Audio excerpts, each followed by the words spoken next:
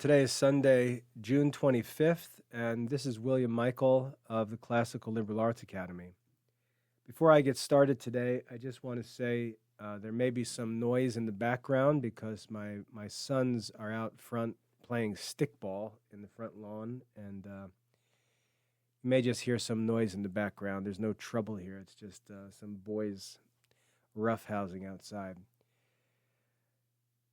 Recently, I had to attend a lecture, and in my life, I don't spend much time in in um, in classrooms anymore. Most of my study is done in solitude, and most of my work is shared online. I really haven't been in a classroom much since I was a classroom teacher, and as a student, I haven't been in a classroom since I was in college, way back in 2003 or so, 2002. I don't even remember off the top of my head.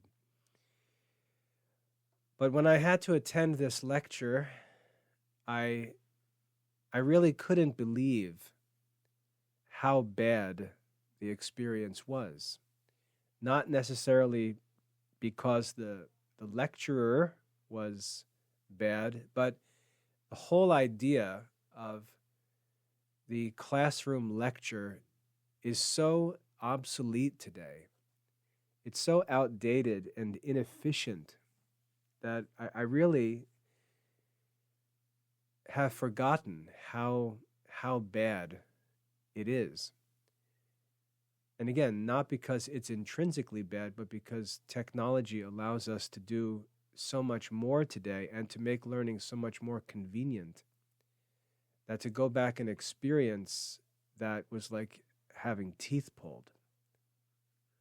And yet, when we look around, we find that modern schools, colleges, they still operate with this old classroom lecture model. And if we were to challenge anyone for answers as to why we're continuing to teach like this, I don't think that there's any good explanation other than we're perpetuating obsolete methods of education because people are making money off them. People continue to depend on them for employment, and that's really the only reason why they exist. They're being kept alive so that people can continue to earn a living from them. But when you've become accustomed to studying using modern media and modern resources, the inefficiency of older methods of teaching are just unbearable. I really couldn't believe how difficult it was to get through one class only because I couldn't help but thinking of what a colossal waste of time it was.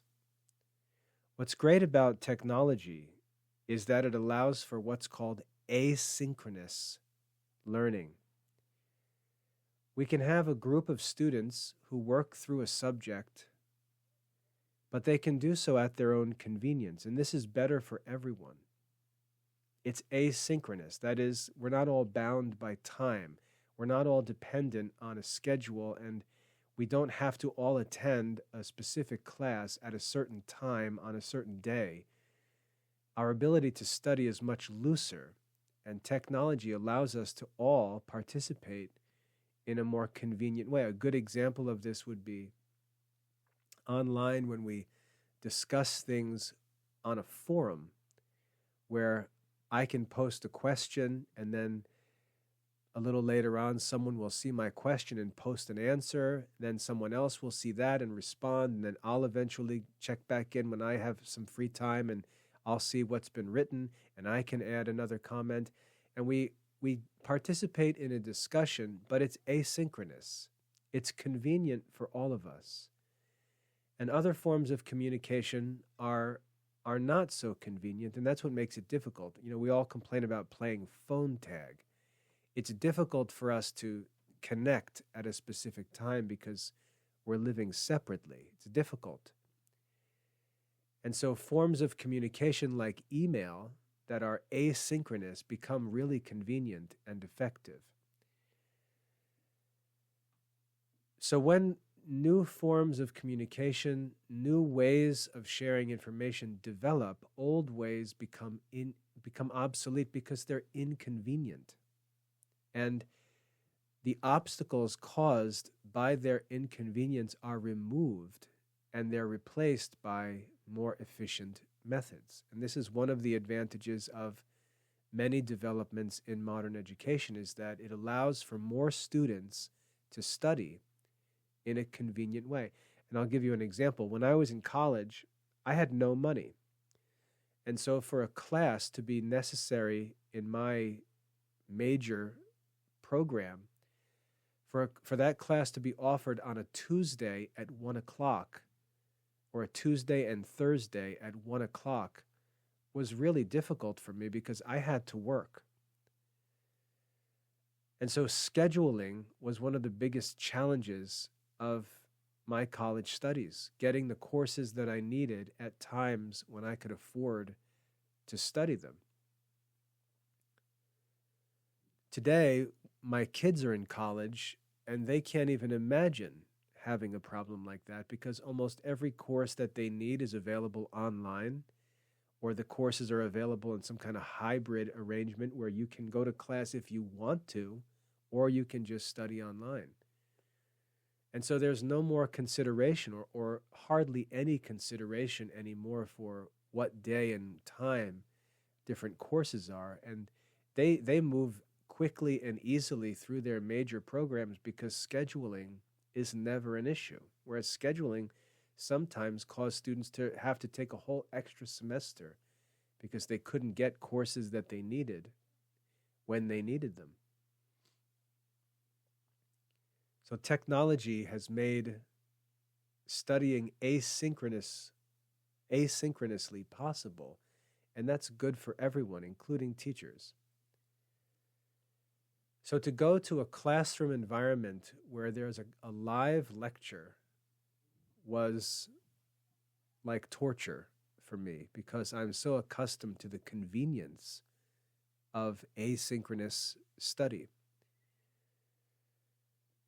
That's one of the problems with modern teaching, is that they continue to make use of this obsolete teaching method and format for classes, which just makes no sense.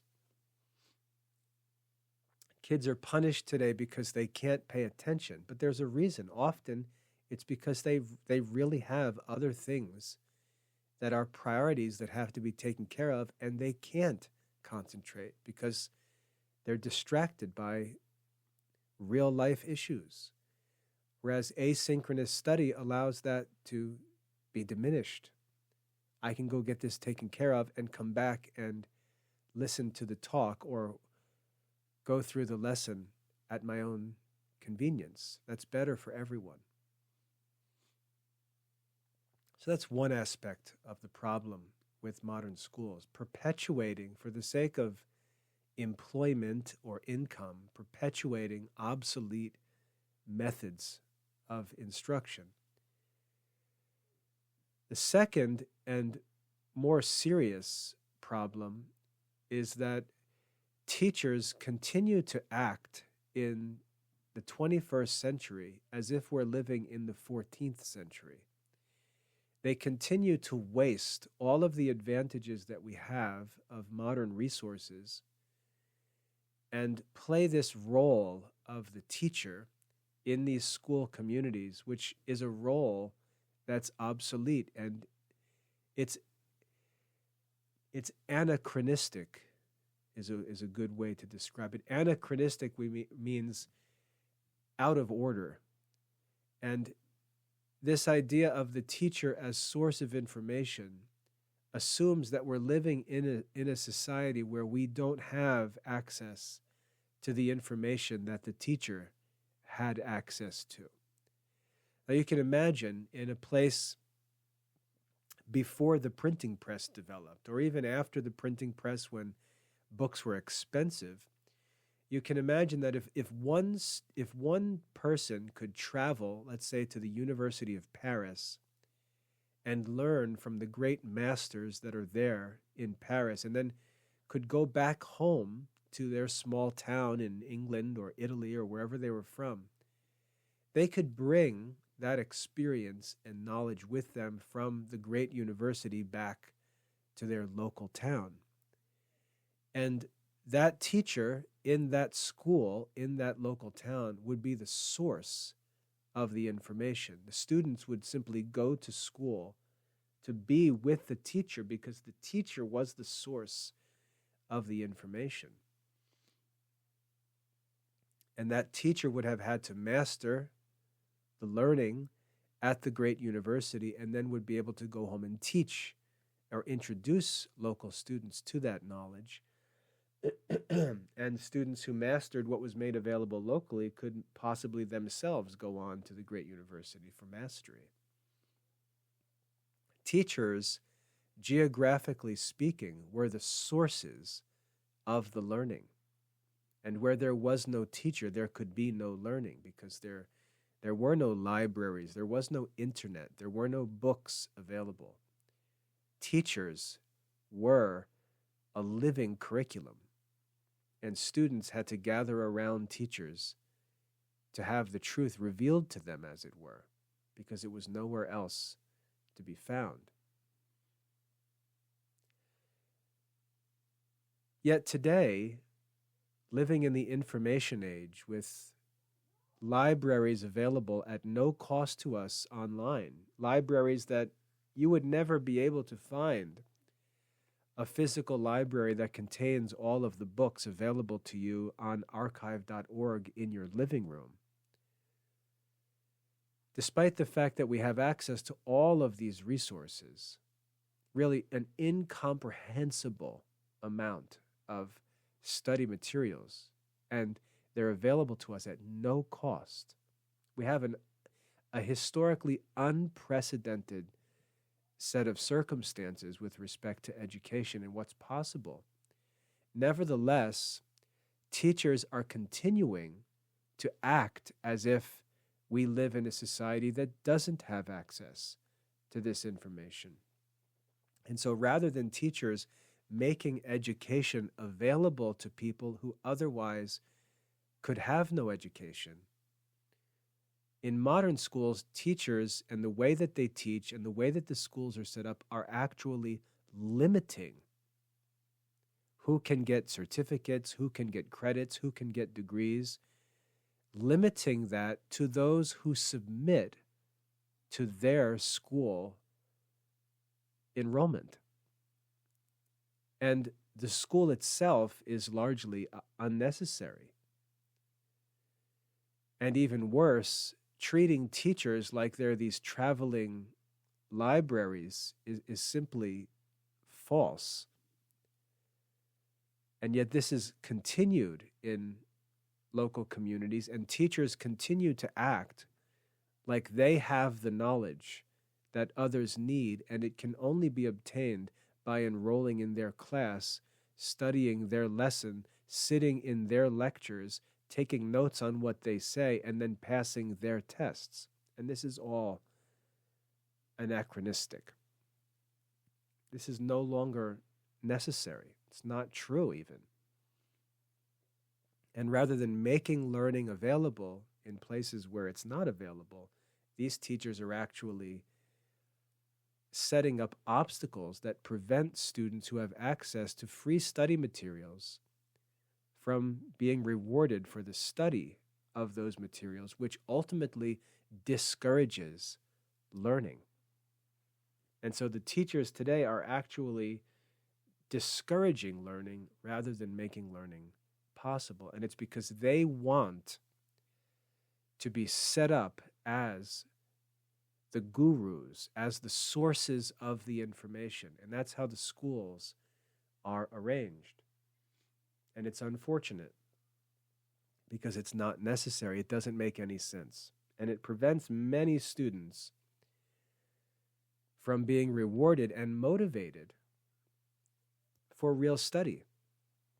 It discourages real study by offering no reward and rewards kids who simply pay their tuition and attend the teacher's classes.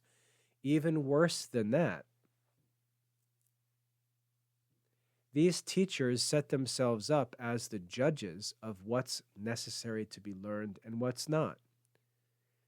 They decide what books are studied. They decide what parts of what books are studied. They decide to what degree those parts of those books are studied, and they create the assessments, which to the students ultimately are all that matters. So when a teacher is teaching, for example, in a class, a student may raise his hand and say, "Is this going to be on the test?" And if the teacher can't say yes, then the student just ignores it, because the purpose of the class is to take the test and get the credit, because this class has been set up as an obstacle between the student and the reward for learning. And all that matters is what's on the test, because this whole artificial system stands in the way of these students. The students understand that, which is why they ask, "Is this going to be on the test?"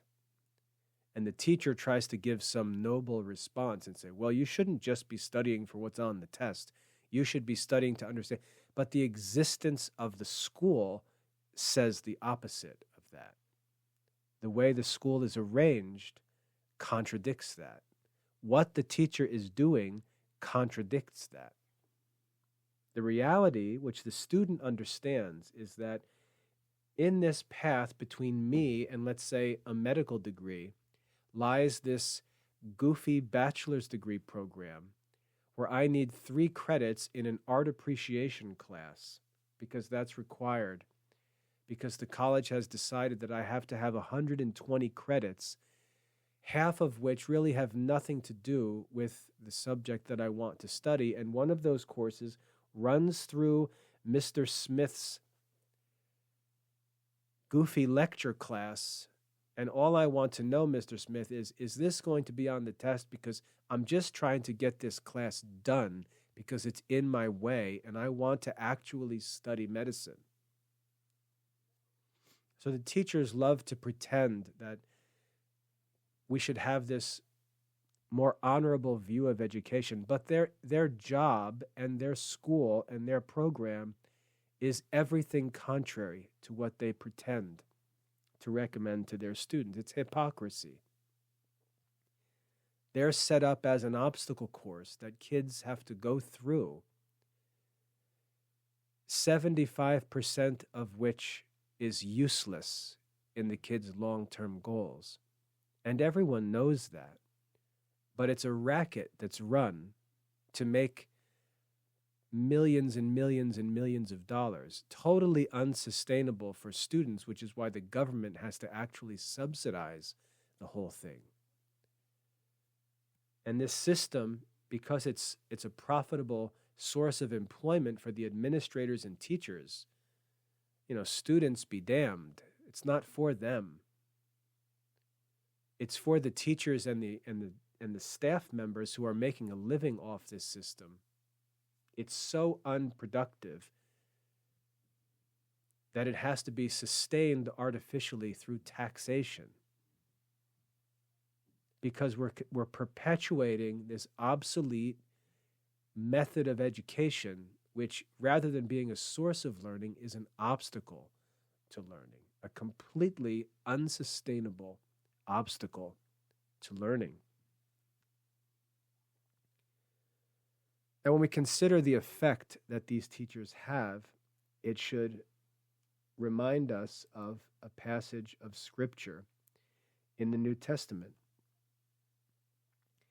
In Matthew chapter 23, I'm going to take a look at a passage in Matthew 23. And this, I believe, is really the most important thing that's wrong with modern school teachers who are causing this trouble to students.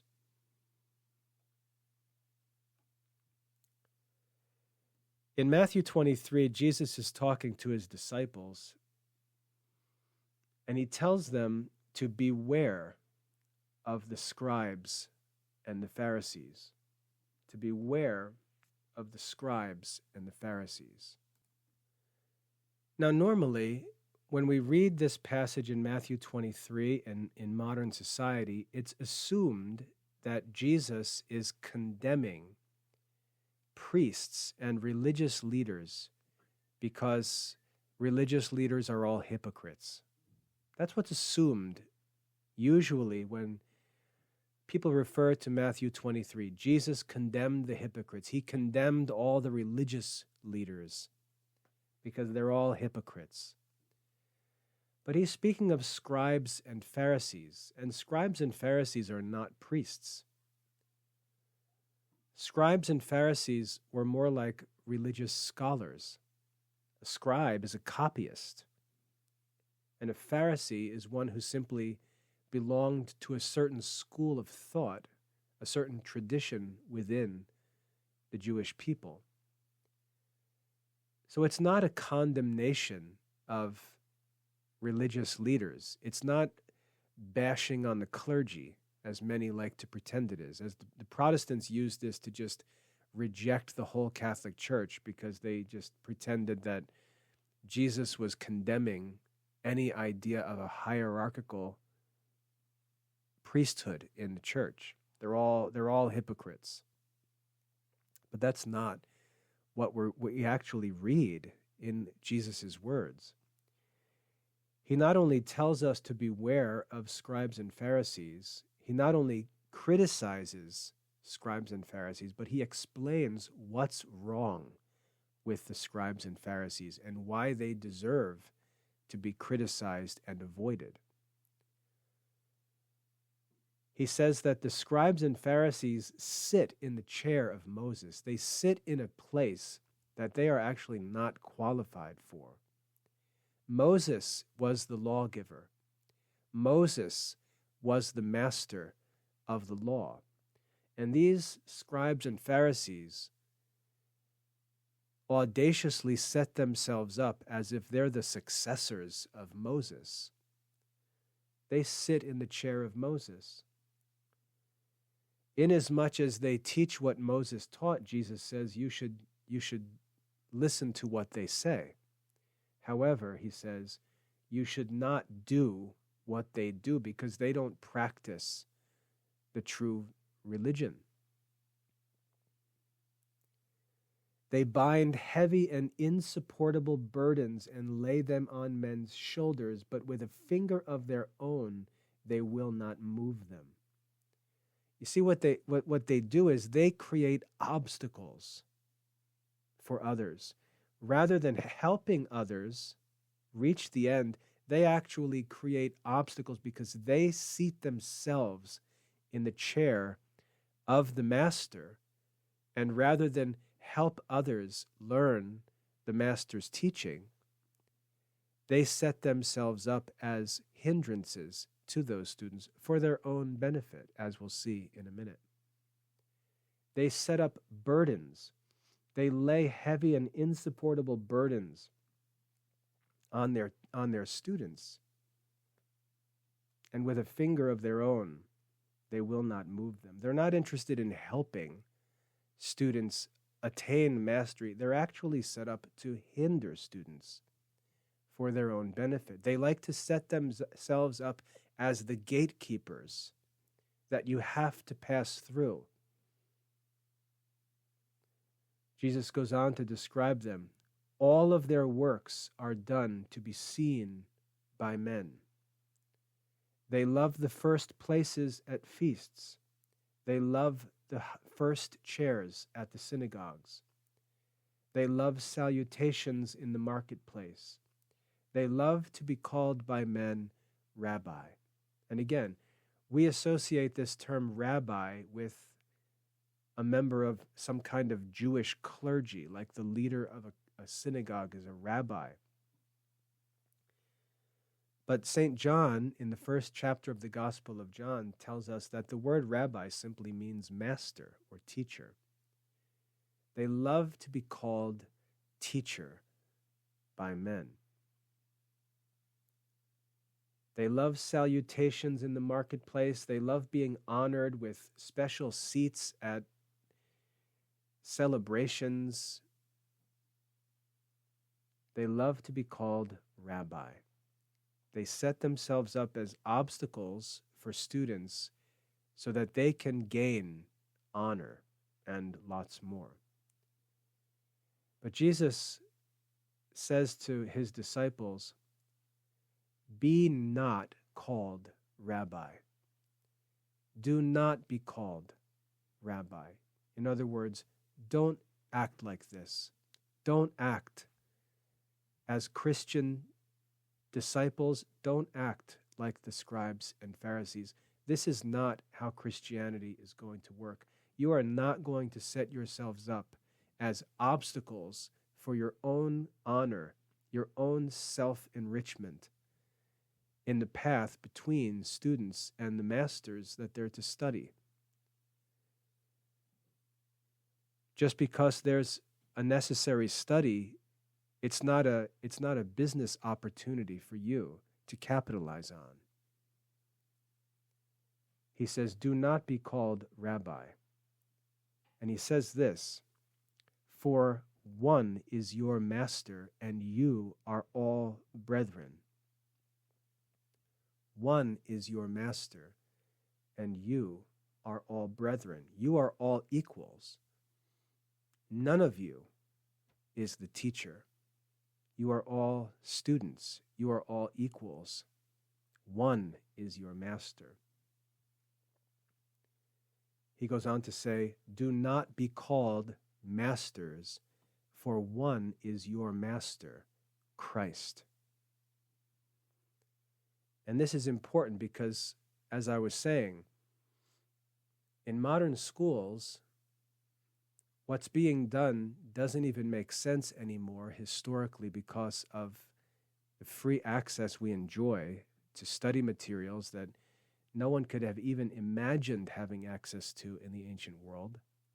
And yet these schools, modern schools, continue to set themselves up as obstacles. The certificates you need for a job, a diploma you need for employment, a degree you need to move on to a professional school. These things are set up not as helps to make learning and mastery easier for students. They're set up for the people who run them. They're set up because this training is set up as a business opportunity that people are interested in capitalizing on. And so they set themselves up as obstacles that students have to get through in order to move on, and there's no reward for real study. You can study 18 hours a day and master all of the great works of philosophy and the arts and sciences, and you won't get anything from the modern schools for doing so. Whereas a kid who doesn't study at all, signs up for a class, shows up and sleeps through half the class, and takes the exams will end up with a C and get credit for having studied. That's the way the modern system works. It's a racket.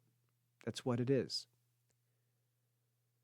And Jesus condemned this idea of education in Matthew 23. He told men that they are not allowed to capitalize on education and learning.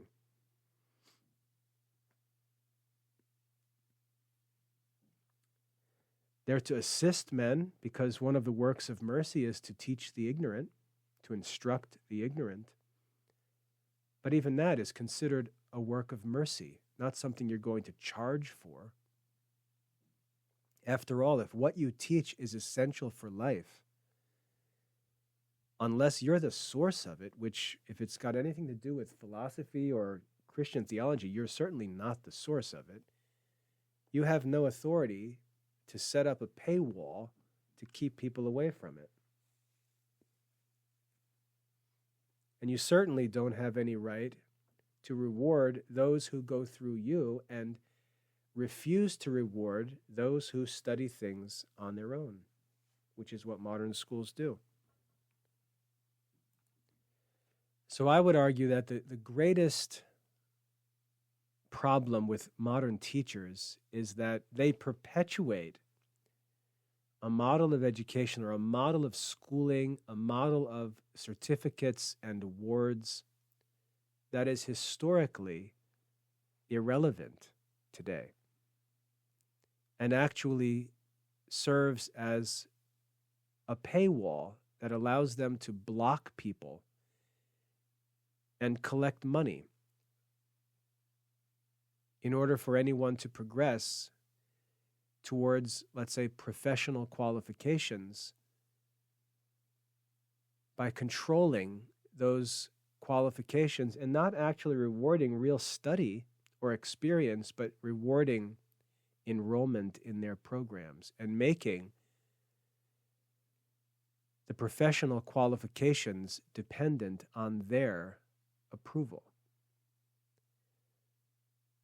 And this makes no sense. It actually discourages true learning. Now, when these artificial programs are set up that have nothing to do with real study, but are simply artificial businesses that students are forced to go through,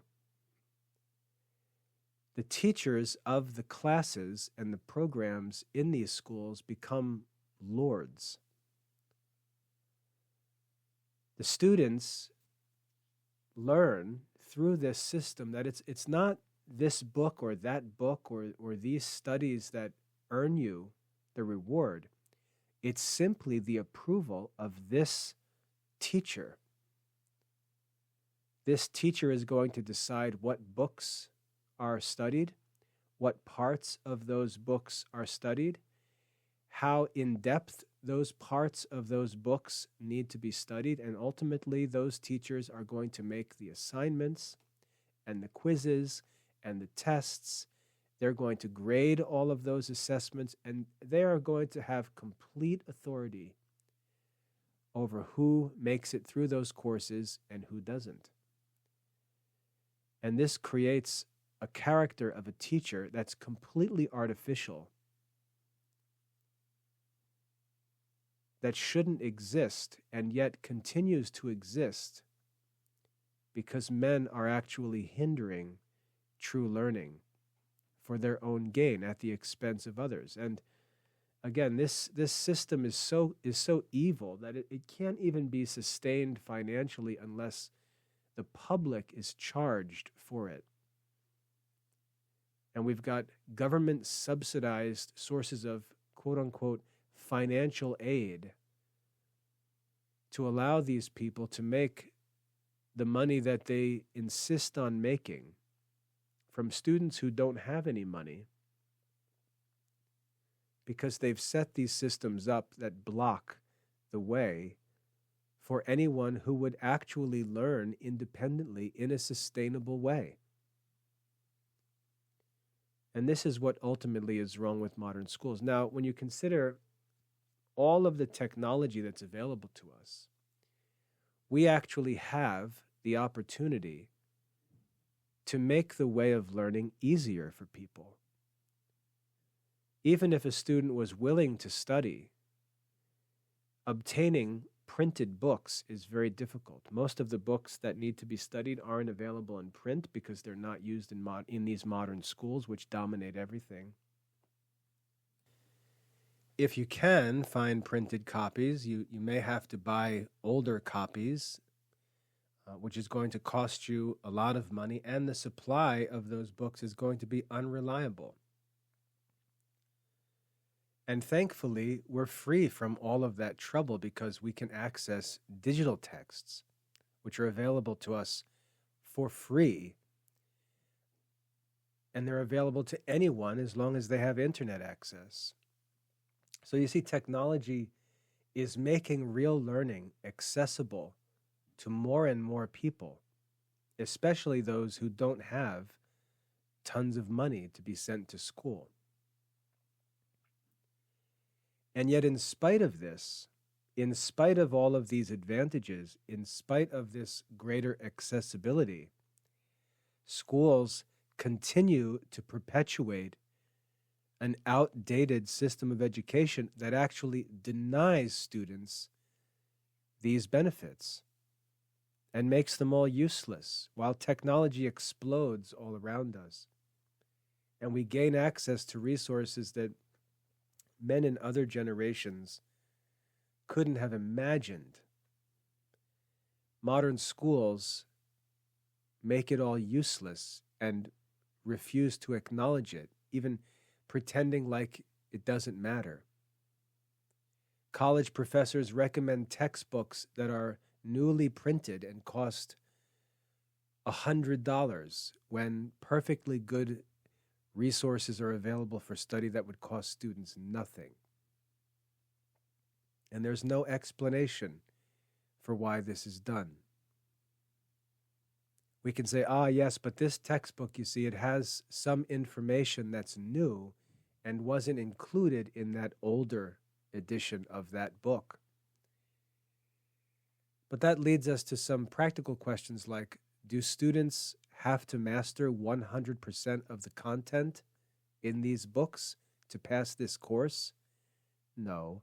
And so that argument becomes ridiculous.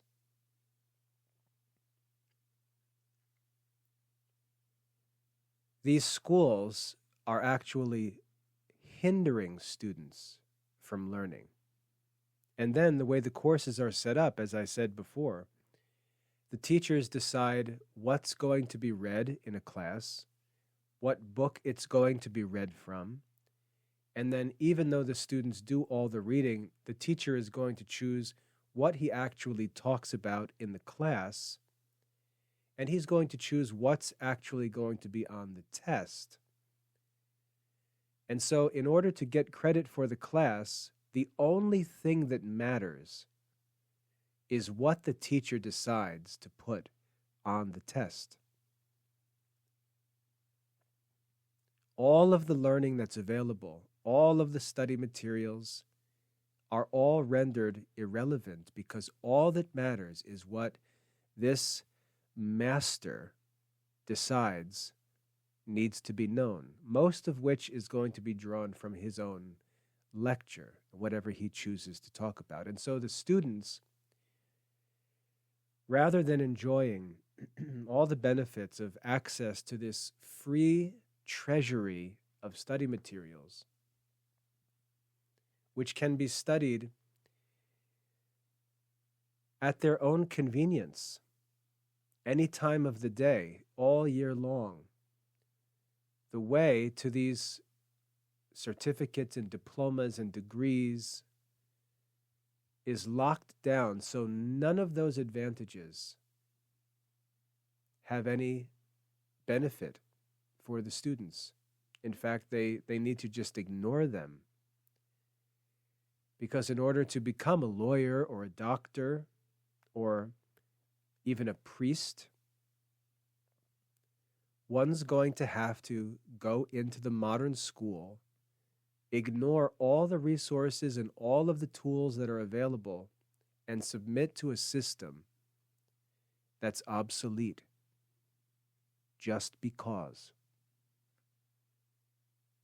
And the teachers are going to strut around campus as if they're lords over the lives of children because of these artificial systems that in a past century were necessary, but today are a racket. And they're simply collecting money off of an artificial system that's been created to stand in the way of students, that spitefully refuses to make use of the resources and tools that are freely available today, but forces students to go through a path from which they collect money at every turn. The tuition and the fees never stop. And it's so out of control that, like I said, it doesn't even matter if it's affordable for a student because they'll just call on the government to lend money to the students so they can charge more. And as much as the government is willing to lend, suddenly we'll find that that's what it costs to attend the school. There's no objective goal, there's no objective measure, there's no necessary cost, there's no attempt to make things affordable. Whatever money can be found by the modern school, that's what it will cost to attend the school.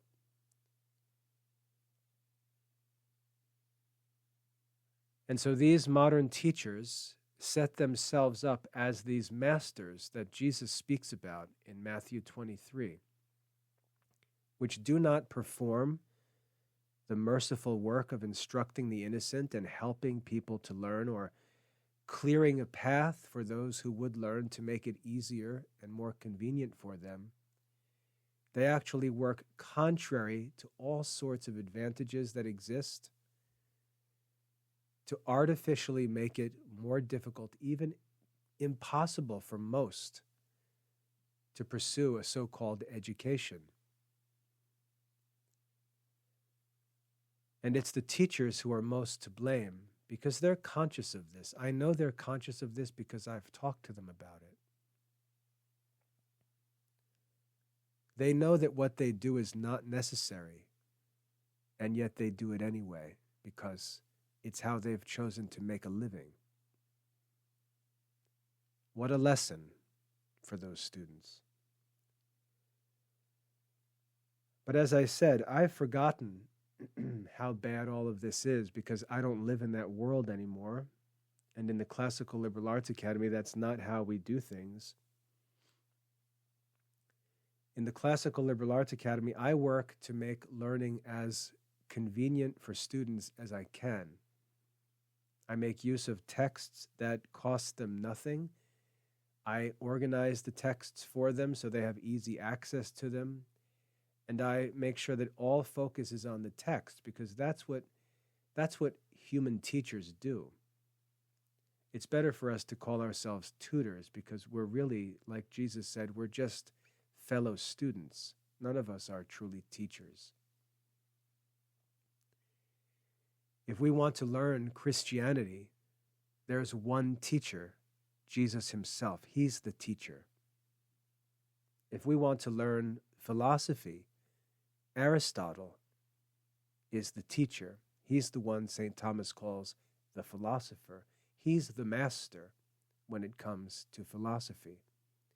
If we want to learn a particular species of theology, let's say scholastic theology, well, St. Thomas Aquinas would be the master of that school of theology.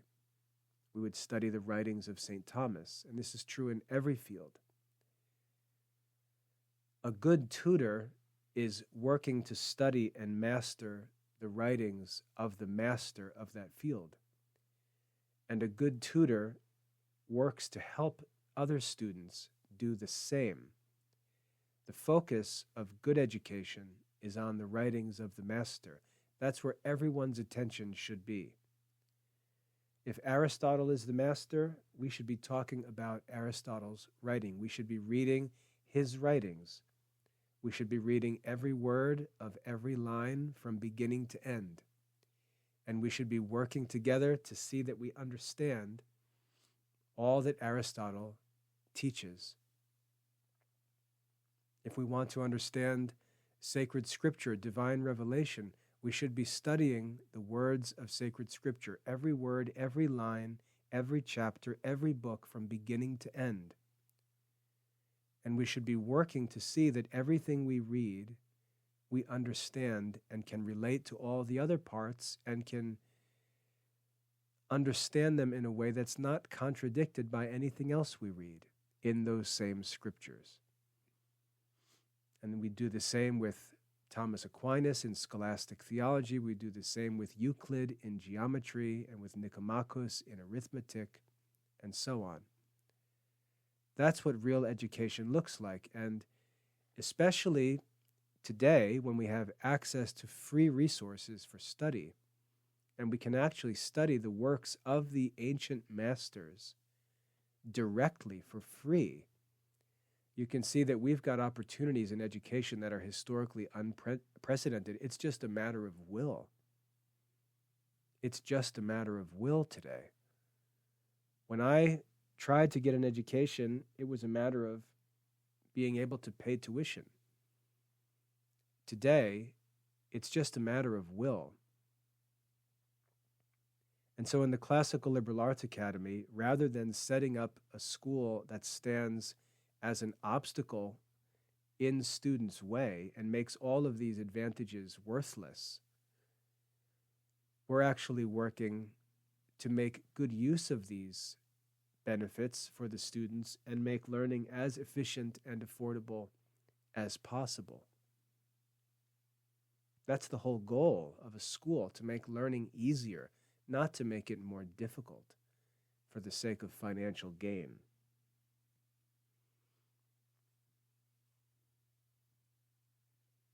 So my concern as a tutor is helping students to learn what the masters teach. And what's so great about real education is that we're all brethren, we're all fellow students, and the writings of the master are the ultimate authority, not what Mr. Michael says in a certain lesson,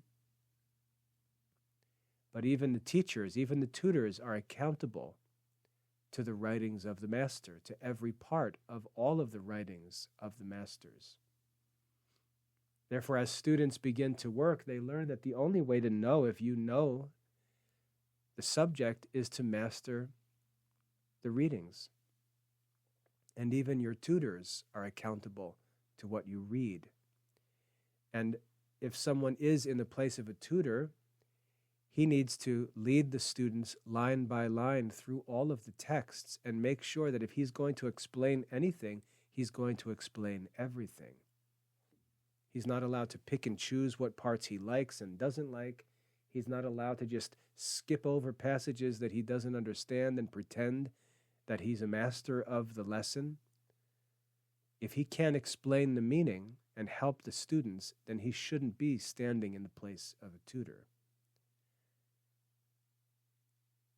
And this is clear for everyone to judge, because the text is the test. The teacher doesn't have the authority to decide what or how much is to be studied. Everything is to be studied. And for assessments, we're not seeking to prove that we know what the tutor talked about, but we're proving that we know the text that was written by the master. So everything is different. And this is what makes the Classical Liberal Arts Academy so radically different. My work, and you'll see this in my talks that I actually publish for students, not a topical talk like this, but talks that I publish for the students, you'll see my only concern is to help them read the master text. And my ability to help them do so is the test of whether I'm an effective tutor or not. The goal is to have students who master the master texts. And our whole academy is accountable to those texts. And it's an objective goal. It's an objective goal that has specific methods to be followed, and assessment is simply an assessment of whether students have learned the content of the master texts. All of the lording authority over students by teachers is removed. All of the uncertainty of education is removed. All of the boredom of sitting through lectures is removed. Students are taught that if they study, they will be rewarded. And it doesn't matter how they study, only that they study. And this motivates real learning. So this is one of the fundamental differences in the Classical Liberal Arts Academy and the fundamental difference of my philosophy of teaching. In the Classical Liberal Arts Academy, our focus is always on the writings of the masters, and we don't allow teachers or administrators or the school itself to set itself up as an obstacle for those who simply want to study. And those who do want to study, we make sure that they get rewarded and honored so they can move forward to higher levels of study. And God willing, perhaps we'll be able to set up the entire system from beginning to end where even college degrees can be given for real study and not artificial submission to teachers doing whatever they want. That's the goal that we're seeking in the Classical Liberal Arts Academy. And again, it was my experience recently sitting through a lecture that made me so conscious of this, and I just want to address it because it really is a fundamental difference in the Classical Liberal Arts Academy. Whoever studies should be rewarded for that study, and anyone who takes up these master texts and does the work of studying them should be able to do so knowing that if he does in fact master them, he can earn rewards for his honorable work. And in the Classical Liberal Arts Academy, that's what we're seeking to do. So I hope that that's helpful and encouraging. We've got to stop allowing schools and teachers to continue setting themselves up as obstacles to learning. There's no reason why education needs to cost what it costs. There's no reason why we need to submit ourselves to scheduled classes and in-person lectures and expensive textbooks. There's no excuse for these obstacles to real learning. We simply have to refuse to support it anymore and give ourselves and our children the benefits that are available to them thanks to the technology that we have in our generation. And this is what we're working to do in the Classical Liberal Arts Academy. God bless.